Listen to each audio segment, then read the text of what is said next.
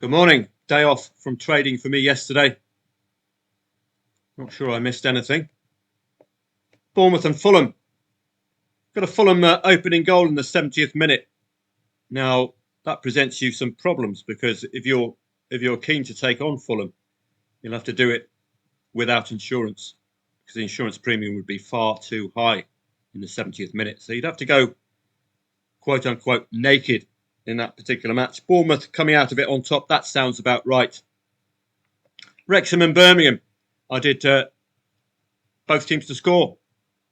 I did tell you about both teams to score all day long. Where Wrexham is involved, Wrexham tend to be gettable, particularly if they're leading by 2 goals. So watch out for that pattern.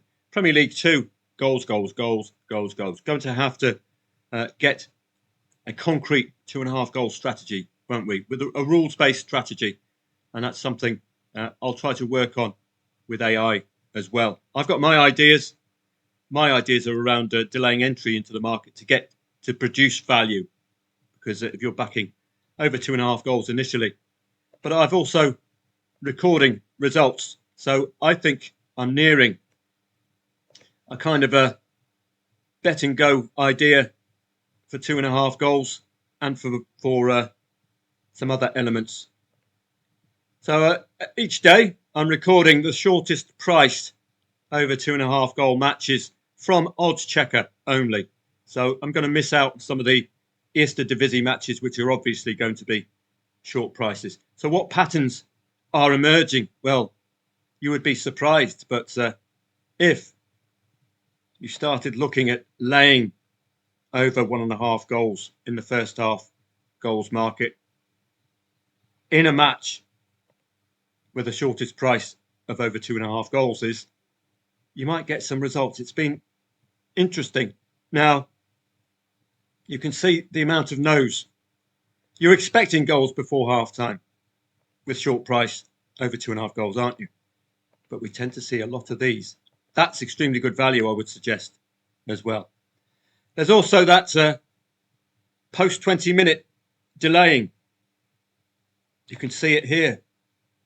You can delay entry for 20 minutes for these very short-priced over 2.5 goals just to create some value.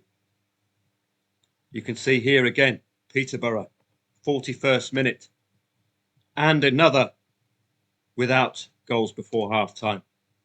Without 2 goals before half-time. So you can see, we can see some contrary patterns. Now, I would be interested as well in just seeing if we can up it to 3.5 goals because it's such a short priced over 2.5 goals. So the more results I can record, the more ideas I can have, and I can run this as well. I can get an AI agent to really investigate this and provide me with an in-depth chronological report. It'll have to be on entries and exit points that have the highest percentage coming in. Backing 0-0 in the half-time market as well as another one of my football testing labs. I've only got 2 on at the moment. So what am I looking for here? Quite simple. 1 match a day with the lowest draw odds. 1 match a day with the lowest draw odds. And yes, they're not drawing. That's the problem. So this could actually be a good lay the draw candidate.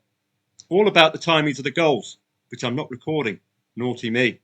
I should be recording the timings of the goals like this one for our entry and exit points for these matches. But shortest price draw odds of the day might not end in a draw. This, if you had any decent odds, but these are about double figures if you're laying them. But only 2 of them, I think, have seen over 2.5 first half goals. So similar story with under 1.5 first half goals. You seem to get a lot of Ys.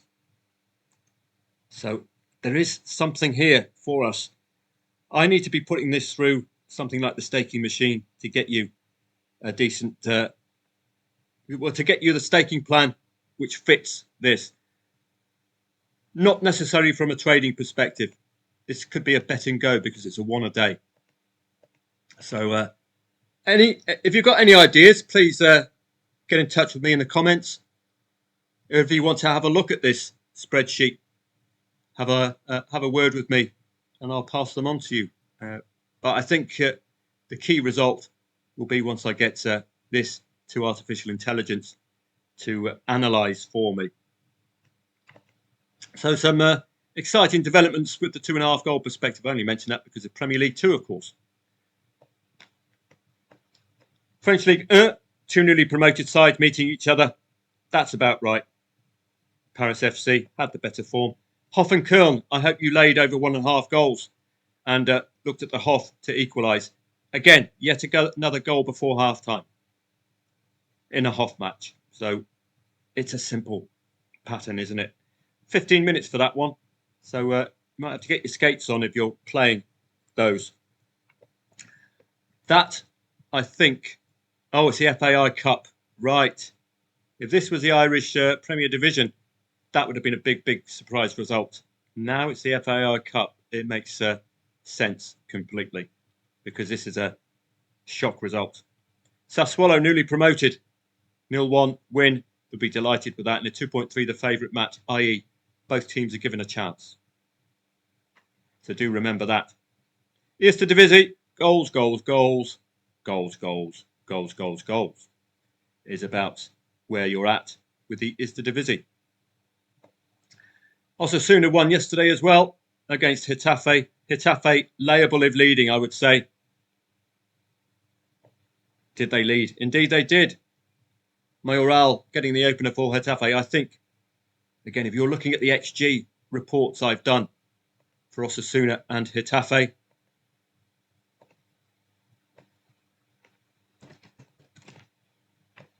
so let's see if I can do that again. So this is a match perfect for XG. You can quite clearly see if the upper number is bigger than the lower number. That's not what you want because you're conceding more than you score. If you've got an expected goals of less than 1, it means if you score first, you're not expected to score a second consecutive goal. That's what that's telling me. So from that perspective, from a trader's perspective of using expected goals like this, that's how I would use this. This looks as if Osasuna are adept at drawing, doesn't it? 1 goal expected goals, 1.19 expected goals against. That's how I would use these XG. Don't forget, when I'm doing these reports, the reason they're free is because I'm not plugged in to an expected goals API. So this is all gotten from the web search that I think Gemini is using. The Gemini API is using. But as you can see immediately, it's a trading angle. So I've got all these reports for members. So if an underdog scores first, have a look at their expected goals and their expected goal average, which is the total divided by the number of games played. And that will give you an angle in. Now, Saturdays. This is a conundrum for me because I lost last Saturday and I lost on Thursday. I lost 40 quid on Thursday. Why? Because if you look at Thursday, it's similar to Saturday. Too many familiar names, too many candidates, far too many familiar names here, which will have me wanting to trade them because I know them. And that's the problem we have on a Saturday. I keep picking up liability losses when I'm going for the win. What I like to do for members, and I wonder if I've got any examples here, is to load up or leave a small amount on the draw in the hope of getting the big win. So I'm not sure I have any examples for you. Small loss on the draw with the chance of winning big. That's my modus operandi in the match odds market. I suppose this is an example. We're looking for the 36 quid win for Munich. What I've done here, I've already negated the liability on Köln. 40 quid, got that back in my bank. So this is what I look for. Now, what happened last Saturday is I got a hell of a lot of equalisers, but they didn't push on and get the win. Some of these losses on the draw were 12, 13 quid, and they soon pile up. You've got 4 of those, that's 40 quid already. So on the cusp. And this is the kind of big win I'm waiting for. You see, that's what I'm trying to create for members, is this kind of a scenario where you have a small loss or a small profit on the draw with a chance of a massive return. So I want to create the scenario where you're only going to lose small, but you've got a potential for a huge win. But if you keep drawing, you keep collecting liability loss. That's why last Saturday was a losing one for me. So I've got to be homed in. That's why I've created a list of odds-on favourites only for a Saturday. These will be my main matches to focus on. These will be prioritised today, particularly in English League One and English League Two, which is a league of untrustworthy teams.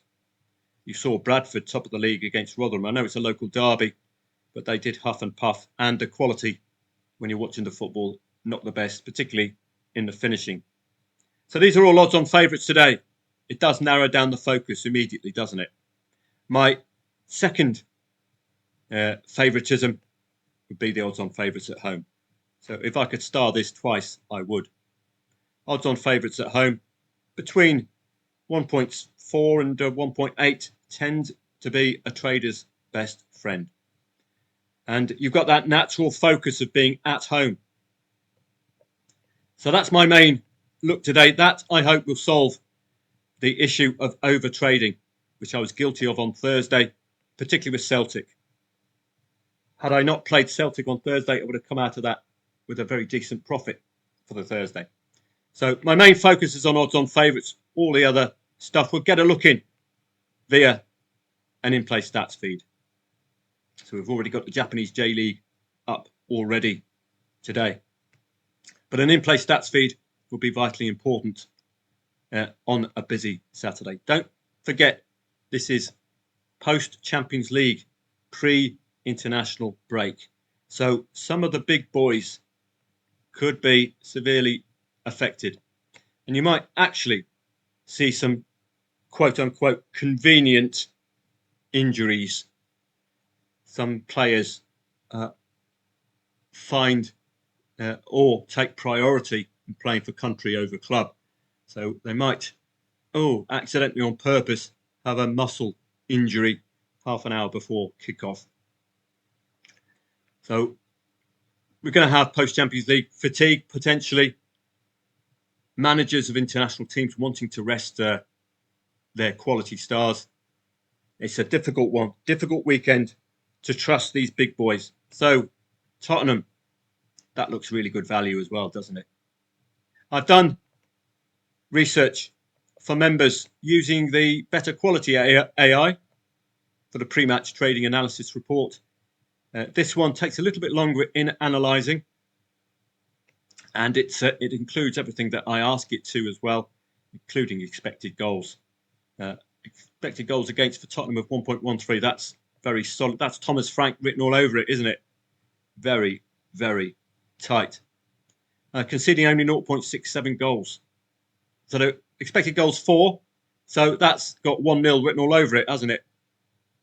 For Tottenham. Leeds, average finishing with the line with the XG, actual goals. Central midfield faces a tactical challenge. Tottenham's odds look massive today.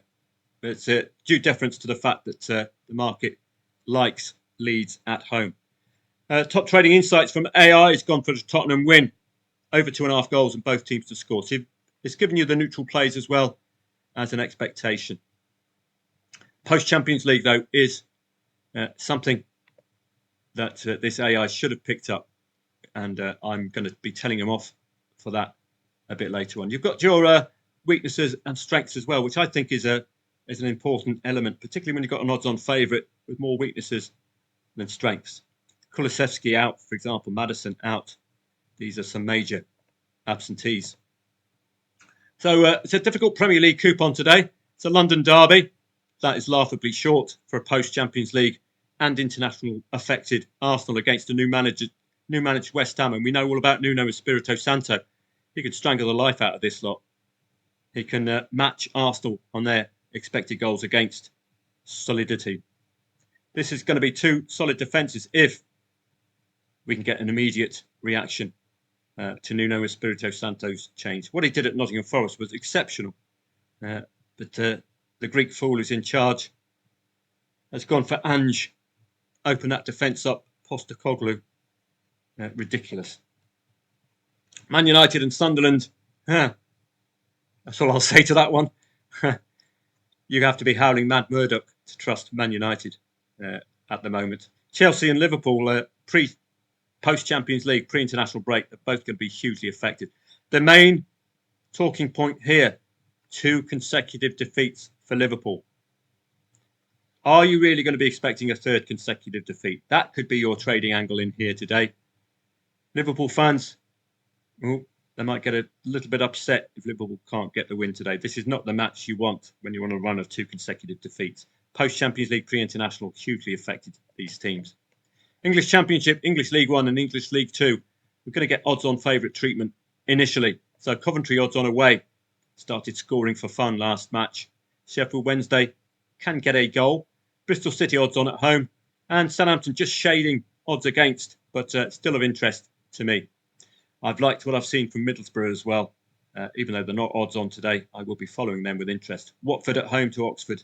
I'm not going to be researching these matches, but dealing with odds-on. And we've already got goals coming in. So this is you heard that ding, or you probably didn't because I haven't got the system sound on. But I heard the ding, and I can immediately investigate.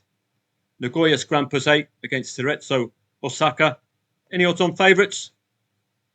2.55 the favourite, so it's immediately telling you it might not be a trustworthy match. So you go, when you've got a short price like that, when you've got a market which can't split the teams, in-play stats take priority, as you can see there.